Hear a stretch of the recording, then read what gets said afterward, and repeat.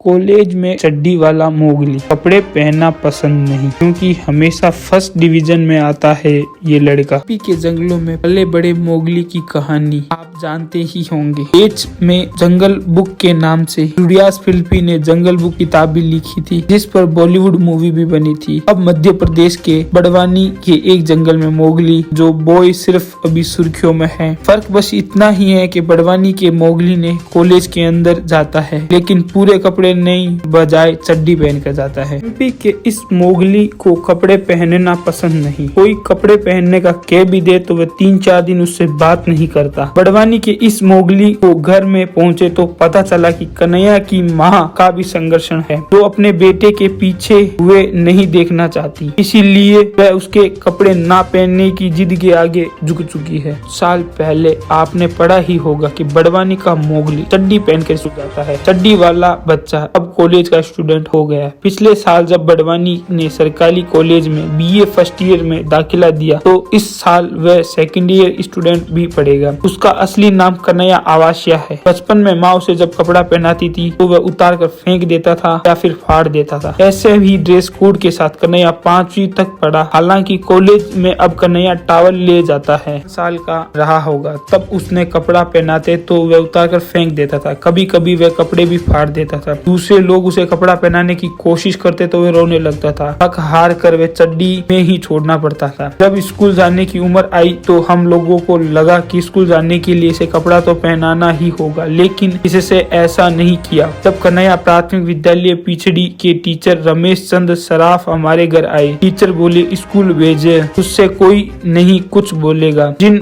बच्चों के साथ खेलता है उन्हीं के साथ आ जाए, ऐसे में उसे दाखिला मिल जाएगा। पढ़ने लिखने में ठीक था, पढ़ता गया। मिडिल स्कूल में उसे गांव में 1 किमी दूर कोठरा में दाखिला दिया गया। वहां से वे कपड़े की बात फिर से आई। क्लास के लड़के लड़कियां भी साथ बैठते थे। ऐसे में अध्यापक एलेक्स थॉमस आगे आए, उसे यूनिफॉर्म दी, लेकिन वह उसे भी नहीं पहनी थी। वह चड्डी ही पहनते जा रहा था। के बाद पढ़ाई के लिए बड़वानी के शासकीय उच्च स्तरीय माध्यमिक विद्यालय कमांड 2 में एडमिशन करवाने गए। कन्हैया के बारे में बताया गया। शिक्षकों ने हाथ खड़े कर दिए। ऐसे में थॉमसन सर की मदद ली गई और मेरे साथ स्कूल गए। उन्होंने शिक्षकों से बात की और स्कूल से बच्चे का नाम लिखाया और उन्होंने प्रवेश दिलाया। 9वीं के बाद 10वीं की बारी आई तो नामकरण के लिए टीचर फिर से तैयार नहीं हुए। मैं बोली कि मैं कलेक्टर से अनुमति लाती हूँ, इसी प्रक्रिया आप प्रक्रिया पूरी करें। आखिर में कलेक्टर की परामर्श के बाद उनका नामकरण हो गया। 11वीं में एस में एग्रीकल्चर विषय लिया गया और काफी अच्छे नंबरों से पास किया गया। माँ से पूछा, आपने कभी इसकी फोटो खींची है या नहीं? जवाब मिला कि फोटो कई बार खींची, लेकिन ये हर बार वीडियो व फोटो मोबाइल से डिलीट कर देता है। कई बार तो कपड़े पहनने के लिए पीटा भी गया, लेकिन अंत में जीत इसी की हुई। कन्हैया पहले मुझे समझाया करता था कि कॉलेज में नहीं जाऊंगा, मैं अपनी बकरियां चराऊंगा, लेकिन मैंने कहा है कि जाओ। फिर टीचर ने समझाया कि आप